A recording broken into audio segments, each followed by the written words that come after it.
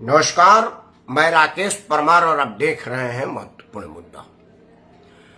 आज का महत्वपूर्ण मुद्दा तो यह था कि G20 का सम्मेलन कल से शुरू हो रहा है। आज से दुनिया भर के राष्ट्राध्यक्षों का आना भारत में शुरू हो गया है।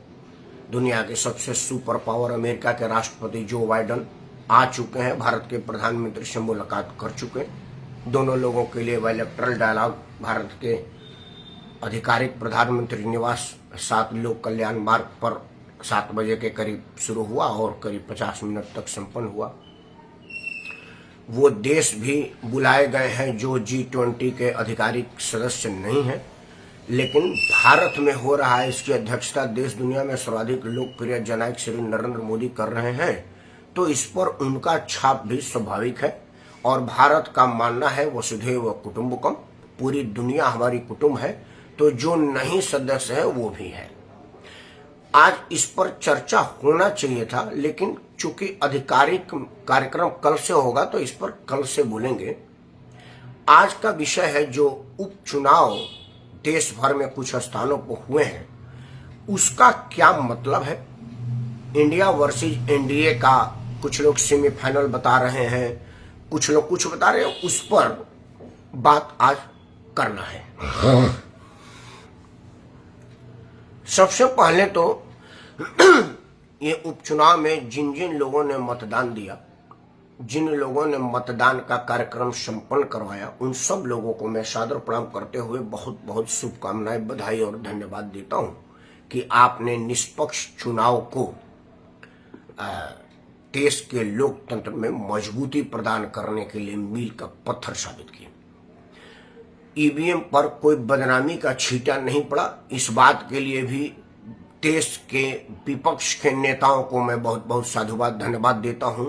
उनकी अकल ठिकाने आई है कि उन्होंने नहीं दिया, लेकिन उसका वजह है कि जो मुख्य चुनाव उत्तर प्रदेश में था वो भाजपा हार गई है। एक कारण ईवीएम के बदनाम ना होने का यह भी है। लेकिन देश की जनता जान चुकी है कि हमारा जो विपक्ष है वो चरित्रहीन है। मैं बार बार चरित्रहीन विपक्ष कहता हूं, मतलब वो चरित्र नहीं जिसके लिए केस हो जाता है, नहीं, उसका कोई चरित्र ही नहीं रहा है। मतलब जिसका कोई चरित्र नहीं उसी को चरित्रहीन बोलते हैं। वो चरित्र नहीं जो कुकर्म के श्रेणी में आता है। नहीं, मैं कुकर्म नहीं कर रहा हूं, सीधा हो जाए, सीधे समझ लीजिए। मैं अपने विपक्ष को कुकर्मी नहीं कर रहा, चरित्रहीन कर रहा। चरित्रहीन का मतलब होता है जिसका कोई चरित्र ना हो, उसका चरित्र नहीं है कि क्या कब बोलेगा, किस बात पर क्या बोलेगा, तो वो हमारा विपक्ष चरित्रहीन हो गया है। तो वो देश की जनता उसके इन बातों को सुनती ही नहीं है, जिस कान से सुनती है उसी कान से निकाल देती है। तो ये मुद्दा ही नहीं है। मुद्दा है देश के उपचुनाव हुए उसका परिणाम। उत्तर प्रदेश का मैं हूं, तो सबसे पहले शुरुआत उत्तर प्रदेश से करते हैं। उत्तर प्रदेश मेरे बलिया जिला के बगल का ही घोसी क्षेत्र है। कुछ दिन पहले तक एक ही क्षेत्र था, मऊ, गाजीपुर, आजमगढ़, इसी में से थोड़ा थोड़ा काट करके घोसी बना। कल्पनाथ राय जी थे तो परिसीमन में उन्होंने एक अपने लिए अपने नाम से एक चुनाव क्षेत्र बनवा लिया था। खैर, वहां पर Bahujan Samaj party, Samajwadi party, Bharatiya Janata party, फिर समाजवादी पार्टी, फिर जनता पार्टी में भ्रमण करने वाला दारा सिंह चौहान चुनाव हार गया है। उसके वजह से भारतीय जनता पार्टी की बदनामी हो रही है। और सारे लोग जो सवेरे तक, मतलब जब मैं सवेरे समाचार सुना, तो ये जो जीते हुए उम्मीदवार हैं श्री सुधाकर सिंह जी, एक तो उनको बहुत बहुत बधाई हो कि वो जीते हैं, चाहे जिस वजह से जीते हों, जैसे जीते हों। उन्होंने कहा कि पूरे चुनाव में मेरे कार्यकर्ताओं को परेशान किया गया। पुलिस ने रोक रोक करके चिन्हित करके कर्ताओं को वोट मतदान स्थल तक जाने से मना किया। प्रशासन पूरा लगा हुआ था, सारे मंत्रिमंडल लगा हुआ है। यह परिणाम योगी जी प्रशासन के मदद से जीतना चाहते हैं। अब इतना जीतने के बाद भी सुधाकर जीत गए, तो आज जब जीतने के बाद आए तो बोला मैं घोसी के जनता का और प्रशासन का बहुत बहुत बधाई देता कि उन्होंने निष्पक्ष चुनाव कराया। यहां भी चरित्रहीन विपक्ष का चरित्र सामने आया। मतलब जब जीत गए तो प्रशासन ने निष्पक्ष चुनाव कराया, हार गए तो कहते कि प्रशासन ने जानबूझ कर हरवाया है, मैं जीता हुआ था। तो अब इसके बयान पर हमारे विपक्ष का क्या कहे। मैं फिर से कह रहा हूं, चरित्रहीन विपक्ष, मतलब कोई चरित्र नहीं है वो विपक्ष। अब आते हैं कि घोसी चुनाव में दारा सिंह चौहान के हारने का क्या मतलब है? क्या भाजपा हारी है? क्या अखिलेश यादव जीते हैं? क्या इंडिया गठबंधन हारा है और इंडिया गठबंधन जीता है? तो मेरा प्रश्न है नहीं, कुछ भी नहीं। ना तो यहां इंडिया हारा है, ना ही इंडिया जीता है। यहां पर दारा सिंह चौहान चूंकि राजनीति की शुरुआत जहां से भी किया हो, पहली बार संसद वो बहुजन समाज पार्टी के टिकट पर बना। बहुजन समाज पार्टी का जब जमाना चला गया, अखिलेश यादव का जब सत्ता आया तो वो अखिलेश यादव के पार्टी में चला गया। अखिलेश यादव का जब सत्ता हटा तो वो भारतीय जनता पार्टी में आ गया। भारतीय जनता पार्टी में पूरे 5 साल मंत्रिमंडल का मजाक काटने के बाद अंत में लगा कि भाई उत्तर प्रदेश का ये क्षेत्र है कि एक बार आता है, एक बार जाता है, एक बार आता है, एक बार जाता है, तो अब योगी आदित्यनाथ भी अब अगले बार नहीं आएंगे। तो जब योगी नहीं आएंगे तो फिर कौन आएगा? अखिलेश आएंगे। तो वो अखिलेश के पार्टी में चला गया और अखिलेश के पार्टी से चुनाव जीत गया। इसके बाद जब देखा कि यार अखिलेश की तो सरकारें नहीं है, तो बिना सत्ता के देश रह नहीं सकते। ये जो जातीय आधारित मतदान के बल पर जो जीतते हैं, उनका काम है इनके प्रकड़े सत्ता के नाम पर, वोट के नाम पर पैसा बनाना, ब्लैकमेल करना। आदरणीय प्रियंका देवी जी को सादर पड़ा। तो अब ब्लैकमेल कहां करेंगे? अखिलेश की सत्ता आई नहीं और अखिलेश का दूर दूर और बहुत दूर तक कोई सत्ता की उम्मीद नहीं है, क्योंकि अब तो योगी मोदी में ही चलेगा कि कब योगी आएंगे, कब मोदी आएंगे, कोई गाय वाला कभी चाय वाला, कुछ दिन तक यही चलेगा। यह बात दारा सिंह चौहान भाग गया। तो फिर उसने अखिलेश के पार्टी से रिजाइन करके फिर भारतीय जनता पार्टी ज्वाइन किया। दारा सिंह चौहान को यह लगा था कि मैं ही जीतता हूं, सिंबल चाहे जो हो, जीत मुझे ही रहेगी। जिस तरह से चंद्रशेखर जी बलिया से जीते थे, मैनेजर सिंह दोआबा से जीते थे, जय नारायण निषाद मुजफ्फरपुर से जीते थे, सिंबल को भी ये लोग चुनाव जीतते थे। दारा सिंह चौहान को भी यही भ्रम हो गई। तो उसने पार्टी के प्राथमिक सदस्यता, विधानसभा सदस्यता और सबसे त्याग पत्र देकर के चुनाव मैदान में आ गया। घोसी की महानतम जनता ने इसको धूल चटा दिया और यह साबित कर दिया कि भाई तेरे उछल कूद को हम अब बर्दाश्त नहीं कर रहे हैं। देश की जनता स्थिर सरकार, स्थिर चुनाव और स्थिर आदमी चाह रहा है। तो यह हार शुद्ध रूप से दारा सिंह चौहान की हार है, भारतीय जनता पार्टी की बिल्कुल हार नहीं है। भाजपा ने उतना वोट पाया है जितना पिछले बार में वोट पाई थी। फर्क ये पड़ा है कि बहुजन समाज पार्टी, कांग्रेस और कोई सामने नहीं था, 1 to 1 इलेक्शन हो गया था। इसीलिए जो गैर भाजपाई लोग हैं, जो भाजपा विरोधी लोग हैं, उन सब ने दारा सिंह चौहान के विपक्ष में मतदान दिया और सुधाकर सिंह जीत गए। इसमें सबसे ज्यादा जो योगदान रहा वो है मुस्लिम मतदाताओं का।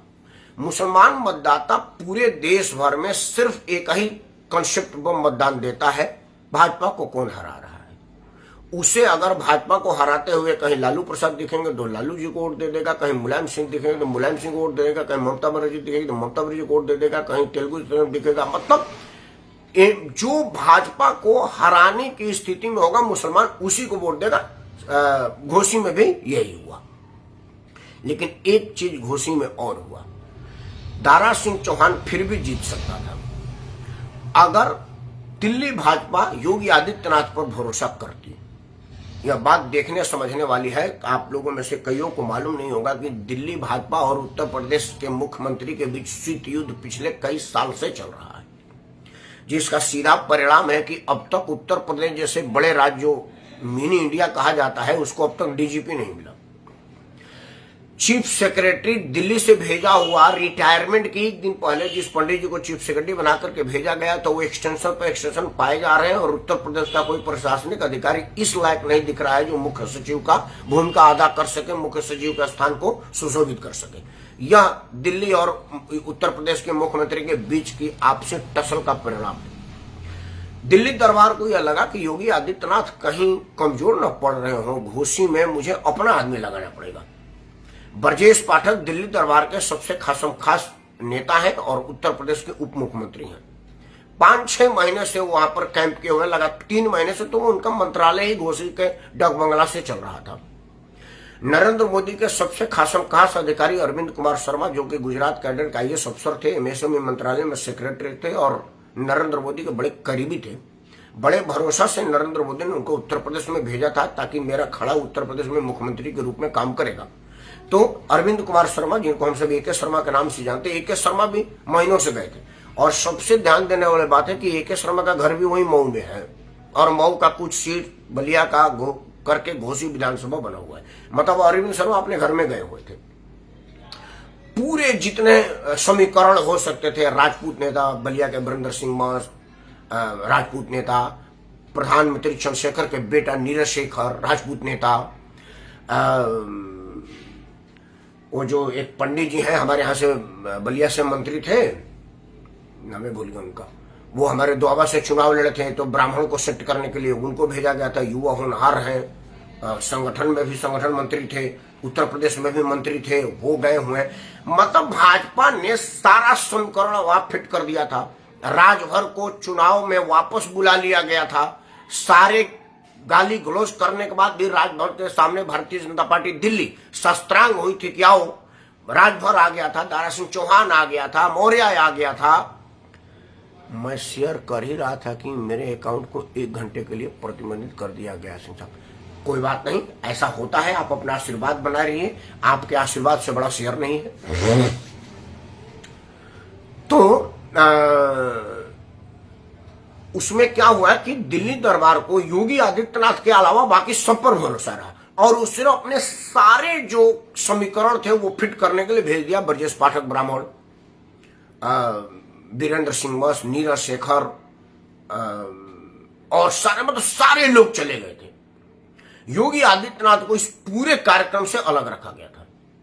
परिणाम यह हुआ कि उत्तर प्रदेश की जनता योगी को सक्रिय नहीं देखी। दारा सिंह चौहान के हारने का एक कारण यह भी है और दिल्ली दरबार को समझने के लिए एक मैसेज है कि अगर आप नहीं समझेंगे तो 2024 में नहीं समझेंगे। आप समझिए कि भीड़ चाहे जितना हो, शेर अकेला ही रहता है और शेर की सियारों से तुलना ना करिए। शेर का अपमान नहीं, वो शेर के मानने वालों का अपमान होगा। परिणाम आपके सामने है। गोरखपुर में भी आपने योगी आदित्यनाथ के विरोध में एक आदमी को टिकट दे करके देखा था, वो हार गए थे चुनाव। मतलब अब उत्तर प्रदेश में रहना है तो बाबा बाबा कहना है। यह बात चाहे मोदी हो या अमित शाह हो, उनको भी मानना पड़ेगा। अगर आप गाजियाबाद बॉर्डर पार कर रहे हैं तो आपको बाबा बाबा ही कहना है, तभी जाकर के यूपी में रहना है। ये उत्तर प्रदेश की महानतम जनता ने साबित कर दिया है, बता दिया है। परिणाम आपके सामने है। एक बात जो घोषित चुनाव से मुझे आत्मिक खुशी हुई, देखिए मैं निष्पक्ष विश्लेषक हूं, मुझे भाजपा सपा बहुजन से कोई मतलब नहीं है। मैं भारत के लोगों की विजय चाहता हूं, लोकतंत्र का विजय चाहता हूं, भारतीय मूल्यों का विजय चाहता हूं, भारत के भविष्य में काम करने वाले लोगों का विजय चाहता हूं, भारत के भविष्य में जो काम करे उसका विजय चाहता हूं। और वो जो पार्टी करे मैं उसका खास हूं, किसी व्यक्ति विशेष पार्टी का नहीं हूं। देश में लोकतंत्र को खत्म करने, कमजोर करने, नाश करने और ब्लैकमेल करने का जो काम ये छुटभैया नेता करते हैं, जाति आधारित, कोई कुर्मी पार्टी बनाए है, कोई कोयरी पार्टी बनाए थे, कोई निषाद पार्टी बनाए, कोई राजभर पार्टी बनाए है, कोई दुसाद पार्टी बनाया है, कोई और पार्टी बनाया हुआ है। इन सब जो जातियों के नाम पर पार्टी बना करके अपना अपना दुकान खोले हुए हैं और ये दुकान पर बोलते हैं कि जी हाँ इतना बोली लगी है, अखिलेश तो इतना दे रहे हैं, आप क्या दे रहे हैं, फलाना। तो वो लोग बोली पर आते हैं। वो लोग, उनका मतलब ये नहीं होगा कि उनका राजभर का कोई भला होने वाला है, कोई यादव का भला होने वाला, कोई धानु का भला होने वाला है या किसी का भला हुआ है। ऐसा लग रहा है कि आपको सच्चाई से बहुत लोग डरते हैं। फेसबुक, हाँ हमारा भी ब्लॉक कर देते हैं। आपको बताऊं, मेरा जैसे यूट्यूब पर 200 होता है, जो दूसरे दिन देखता हूं तो 42 आ जाता है। और कई बार वीडियो आप स्क्रीनशॉट लीजिएगा तो नीचे लिखा जाएगा 200 व्यू, अगले 2 दिन बाद देखेगा लगेगा 80 व्यू, 40 व्यू, ये हो जाता है, इससे कोई दिक्कत नहीं है। और ये जब तक विदेशी मीडिया के माध्यम से हम अपनी बात रखेंगे होगा। और मैं कई बार बात रखा कि भारत में इतनी प्रतिभाएं हैं, कोई फेसबुक, यूट्यूब और व्हाट्सएप जैसी संस्था भारत क्यों नहीं खोलती, मैं नहीं समझ पा रहा हूं। खैर अगली बार इस पर भी बात करेंगे। तो स्थिति क्या है कि ये जो वोट के दलाली करने वाले लोग हैं, इनके लोग भी इनसे उब गए हैं। मैं राजभर की उदाहरण लेता हूं। राजभर आया तो बोला कि ये अब जीतने की गारंटी है, वो अब मैं अपना शपथ मंत्रिमंडल का तबे लूंगा जब घोषित चुनाव जीत जाऊंगा। उसको इतना घमंड था। राजभर समाज ने कहा कि भाई राजभर जी अपने मंत्री थे, नेता थे, और जब अगला पीढ़ी की बात आई तो उन्होंने अपने बेटे को आगे कर दिया, उसको मंत्री बना दिया। मतलब राजभर में और राजभर कोई उनको नहीं दिखा।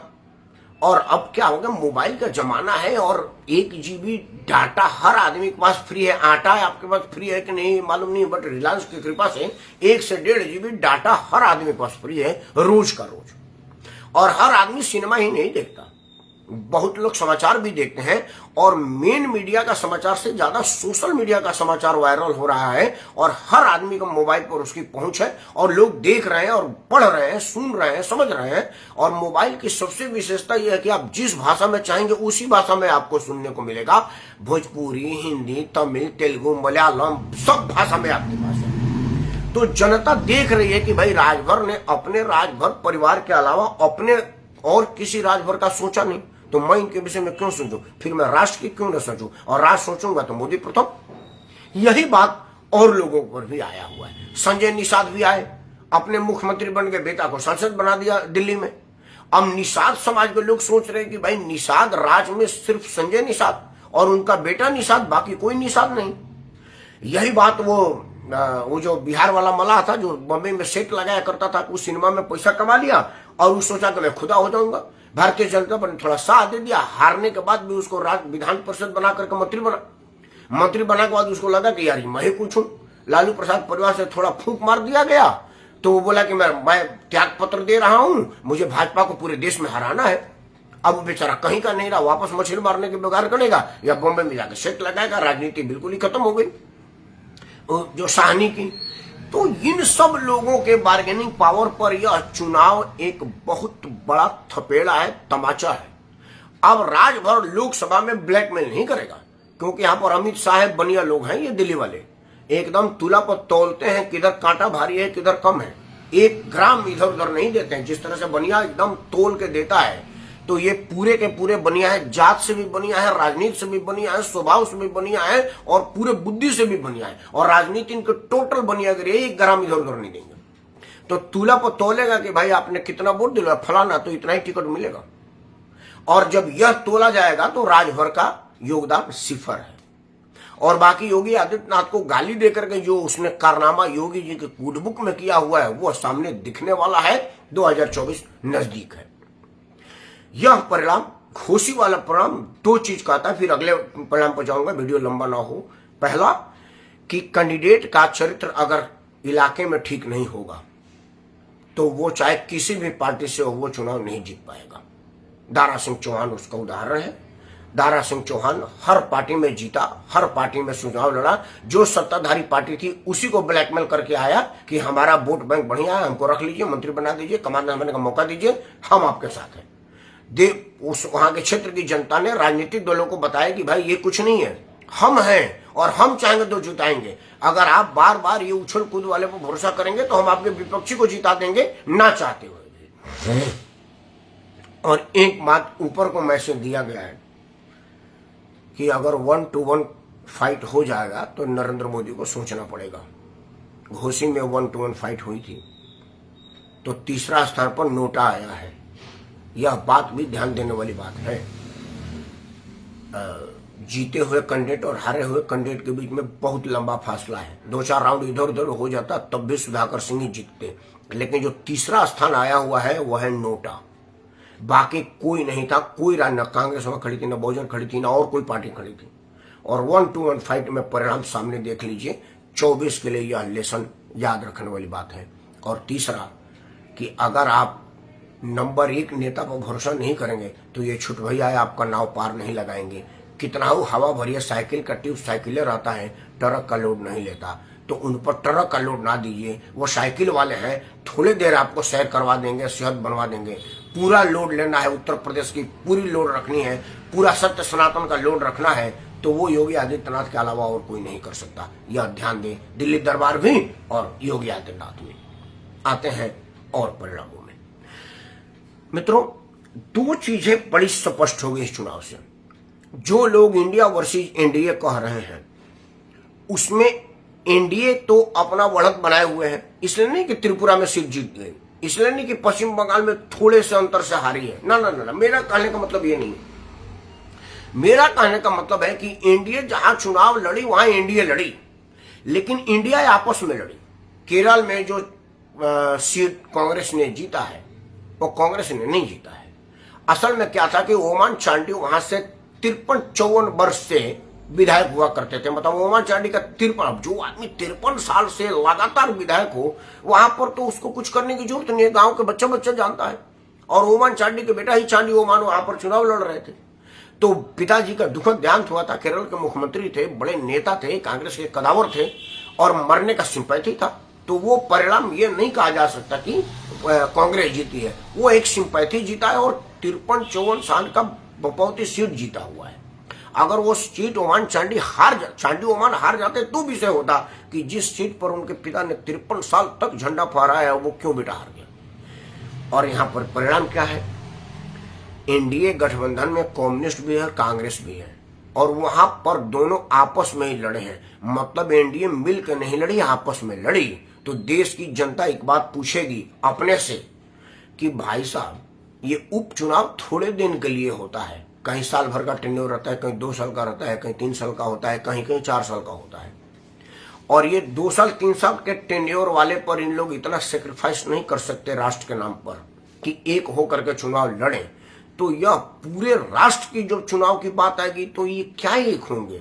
मतलब इनमें आपस में एकता नहीं है। यह सब के सब बंदरबाट पर लगे हुए हैं, अपनी अपनी लूटपाट पर लगे हुए हैं कि किसके पास कितनी ज्यादा सीट आ जाए और उतना ज्यादा बार्गेनिंग पावर हो और प्रधानमंत्री बनने के लिए उतनी शक्ति समर्थ दिखाने का मौका हो। तो ये लोग अपने लिए चुनाव लड़ रहे हैं, देश की जनता इनके लिए प्रथम नहीं है। अगर देश की जनता प्रथम होती तो अमन चांडी चुनाव जीतते, लेकिन सामने कम्युनिस्ट नहीं होती, वहां भाजपा हो या एनडीए की कोई उम्मीदवार होता, लेकिन ऐसा नहीं हुआ। यही बात त्रिपुरा में भी हुआ, यही बात पश्चिम बंगाल में भी हुआ। पश्चिम बंगाल में ममता बनर्जी की पार्टी ने, जी बहुत बहुत धन्यवाद आपका, ममता बनर्जी के पार्टी ने चुनाव को बड़ी मुश्किल से जीता है। वहां भाजपा की अंत तक उम्मीदवार फाइट कर रही थी और वो जीत भी सकती थी। लेकिन चूंकि क्या हुआ कि कांग्रेस और कम्युनिस्ट की मिल करके टीएमसी का विरोध कर दिया और वहां की जनता ने फिर टीएमसी का साथ ले लिया। वोटों का ध्रुवीकरण पश्चिम बंगाल में भी हुआ है। पश्चिम बंगाल में भारतीय जनता पार्टी के उम्मीदवार का इस पोजीशन तक जाना यह बता रहा है कि शायद हिंदू भी ध्रुवीकरण कर रहा है और एक हो रहा है। लेकिन अमूमन मुसलमान खुले मन से और बिल्कुल ओपनली एक हो जाता है। अभी हिंदुत्व कुछ आया हुआ है। वो उसका कारण है कि वर्षों से हमको दबाया गया है, हमको डराया गया है, हमको डरपोक बनाया गया है। मोहनदास करमचंद गांधी ने हमको नपुंसक बनाने का पूरा कोर कसर नहीं छोड़ा था, भरपूर कोशिश किया। उसने हमको हिजड़ा बनाने का एक भी हया नहीं छोड़ी। उसने बोला लोग एक गाल पर मारे तो अब दूसरा बड़ा कर दीजिए। और यही सोच हमारे दिमाग में आज तक है। मोहनदास करमचंद गांधी जी, अगर हम सुभाष जी की बात माने होते कि अगर कोई आपके गाल पर थप्पड़ मारने के लिए हाथ उठाए, उसका तुरंत हाथ काट कर दूसरे हाथ में दे दो। यही हमारी सनातन परंपरा है, यही हिंदू परंपरा है। हमारे सभी देवी देवताओं के हाथ में तलवार होता था, हथियार होता था। भोले शंकर के हाथ में एक हाथ में डमरू, दूसरे हाथ में त्रिशूल। मतलब डमरू की धुन सुनिए, अगर डमरू पर डगमगाएंगे तो त्रिशूल लीजिए। भगवान राम के हाथ में त्रिशूल था और शांति का प्रतीक था। खुश रहिए, अगर खुशी नहीं है तो गर्दन कटवाइए। हमारे देवी देवता, हमारी माँ दुर्गा के हाथ में शंख भी होता था, कमल का फूल भी होता था और तीर तलवार और फरसा भलवार भी होता था कि अगर तुमको प्यार पसंद नहीं है तो तलवार लो हमारे से। लेकिन यह सब चीज हटा करके हम सबों को नपुंसक बनाने का साजिशतन प्रयास किया गया है। अब हिंदू एक हो रहा है तो उतनी जल्दी से नहीं एक हो रहा है जितना मुसलमान हो जाता है। लेकिन शुरुआत तो हुई है और यह शुभ है। आगे अगर इसी तरह से गोलबंद हो जाएगा तो अगर लोग 20-25 करोड़ वालों के तलवे चाट रहे हैं तो 130 करोड़ अगर एक तरफ हो जाएगा तो पेशाब पिएंगे, वह दिन दूर नहीं है। इस उपचुनाव से 3 बातें स्पष्ट हो गई।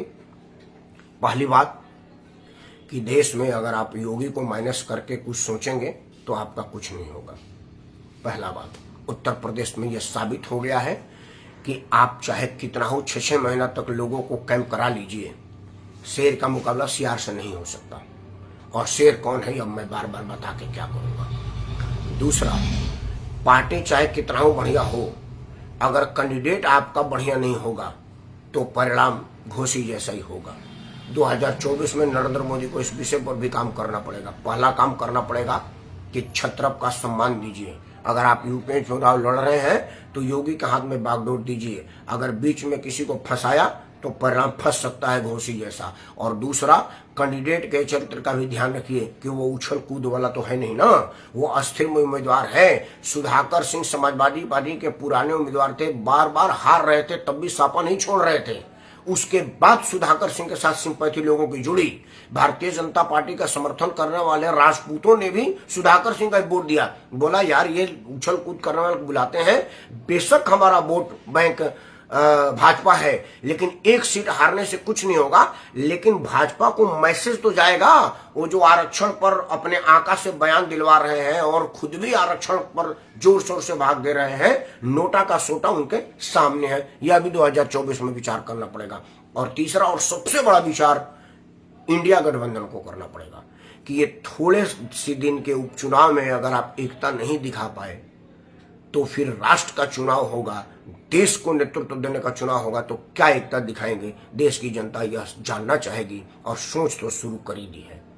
और अंत में एक बात यह कि आप इस चुनाव से खुश होइए कि चाहे अल्पकालिक ही हो क्यों न सही, ये जो वोट बैंक के ठेकेदारी करने के लिए लोग आते हैं, जनता ने इनके ठेकेदारी ठुकरा दी है और इनको अस्वीकार कर दिया है। और इसी तरह से अगर रहा, क्योंकि आगे कुछ दिनों में अगर 1 नेशन 1 इलेक्शन हो गया तो ये जो बीच में बार्गेन करते हैं, अपने कीमत पर सरकार बनाने बिगाड़ने की बात करते हैं, भाजपा में आए, भाजपा से बढ़िया नहीं मिला तो अब दूसरे पार्टी में बात करते हैं। जैसे राजभर भाजपा में मंत्री था तो वो इस उम्मीद से था कि अब मंत्री बन गया तो मलाई काटूंगा, तो वहां तो वो मठाधीश मुख्यमंत्री बन गए थे। वो ना खाएंगे ना खाने देंगे, कुछ ज्यादा खाओगे तो त्रिशूल डाल देंगे। तो बार बार योगी जी के जा करके मिल रहा है कि भाई साहब हम लोग राजनीति में कमाने खाने के लिए आए हैं, अरे तुम्हारा कोई पार परिवार बादशाह नहीं, हमारा तो है। तो उन्होंने बोला बेटा ऐसा हो नहीं सकता, बेटा तुमसे नहीं हो पाएगा और तुम हमारे साथ नहीं टिक पाओगे। तो वो राजनीति से त्याग पत्र देने की जगह योगी आदित्यनाथ को छोड़ दिया। उसे मौका लगा भाई रह के क्या करेंगे, बाहर तो कम से कम खुल के गाली देंगे तो मेरा मतदाता खुश रहेगा। और अंत में उसको लगा कि यार गाली देके क्या करेंगे, दीवार पर सर मारने जैसा है, वापस बाबा के शरण में आ जाते हैं। यह जब 1 इलेक्शन हो जाएगा तो ये बीच में सरकार बनाने बिगाड़ने, इधर जाना उधर जाने का कोई मतलब नहीं रह जाएगा। तो इन लोगों की दुकान वैसी बंद हो जाएगी। घोसी उपचुनाव से इनकी दुकान पर ताला लटकता हुआ नजर आ रहा है। और इस पूरे परिणाम में मुझे सबसे खुशी यही दे रहा है कि ये जो वोट बैंक के दलाल हैं, इनकी दलाली धीरे धीरे से ही खत्म हो रही है। और अंत में योगी आदित्यनाथ तो है ही है, मोदी नरेंद्र को मैं एक बात कहना चाहता हूँ, और अमित शाह को खास तौर से, कि आप अपना गर्दन काट के दे दीजिएगा। अभी तो आप एक हाथ में कुरान दूसरे हाथ में कंप्यूटर दे रहे हैं, आप एक हाथ में कुरान और दूसरे हाथ में गर्दन दे दीजिएगा, तब भी ये आपके नहीं होंगे। आपके जो है उनको सहेज कर रखिए, उनको जातीय के जंजाल में डाल करके आपस में लड़वाइए मत। धीरे धीरे लोगों को समझ आ जाएगी तो आपका क्या होगा, घोसी का परिणाम आपके सामने है। क्योंकि मुसलमान मतदाताओं ने आपको वोट नहीं दिया है, घोसी का परिणाम आपके सामने है। और देश भर में जहां जहां मुस्लिम बहुत सीट है वहां का मुसलमान आपको वोट नहीं दिया। एक त्रिपुरा में जो मुस्लिम सीट बहुलता में जीते हैं वो मुसलमान कैंडिडेट की वजह से आप जीते हैं। अगर वहां हिंदू कैंडिडेट दे दिए होते आपका जमानत जब्त हो जाता। मतलब वहां भी मुसलमान ने मुसलमान को वोट दिया, भारतीय जनता पार्टी को नहीं दिया। नरेंद्र मोदी को यह कब से अकल आएगी, यह बात नहीं समझ में आ रही है। अंत में आरक्षण मुर्दाबाद, सत्य सनातन को गलत बोलने वाले मुर्दाबाद।